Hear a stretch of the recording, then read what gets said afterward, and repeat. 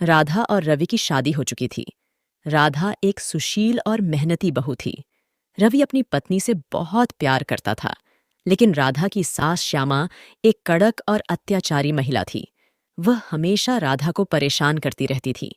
एक दिन राधा रसोई में खाना बना रहा था। तभी श्यामा वहां आई और बोली, राधा, क्या तुमने खाना बना लिया है?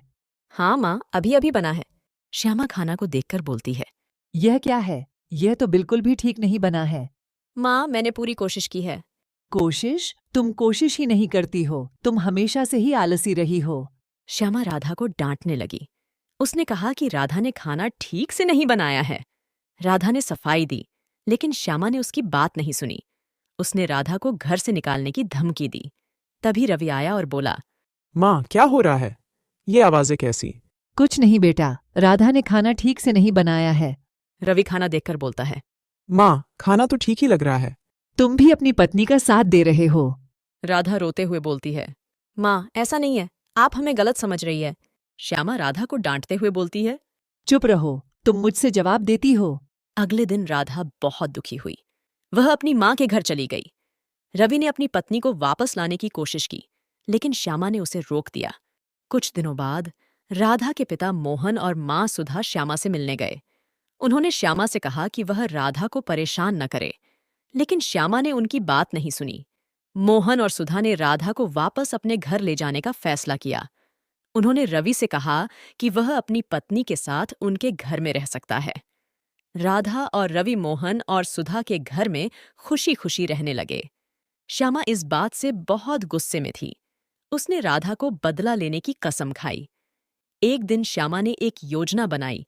वह राधा के मायके गई और राधा से माफी मांगने लगी।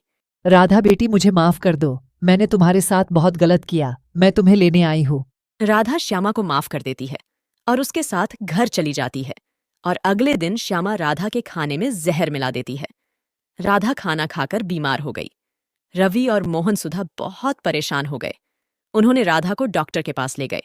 डॉक्टर ने बताया कि राधा को जहर दिया गया है। रवि मोहन और सुधा को शक हुआ कि श्यामा ने ही राधा को जहर दिया होगा। उन्होंने श्यामा से कहा, श्यामा, तुमने अपनी बहू के साथ बहुत गलत किया है। गलत? मैंने क्या गलत किया है? हम सब जानते हैं कि तुमने ही राधा को जहर दिया है। श्यामा घबराते हुए बोलती है। मैंने ऐसा कुछ नहीं किया। तुम सब मुझे फंसा रहे हो। रवि और मोहन सुधा ने पुलिस को बुलाया। पुलिस ने श्यामा से पूछताछ की, फिर श्यामा को गिरफ्तार कर लिया। श्यामा को जेल भेज दिया गया। राधा धीरे धीरे ठीक हो गई। रवि और राधा फिर से अपने घर में रहने लगे। वे बहुत खुश थे। कई साल बाद श्यामा जेल से रिहा हुई। वह एक बूढ़ी औरत हो चुकी थी। उसने अपनी गलती का एहसास कर लिया था। वह राधा से माफी मांगने गई।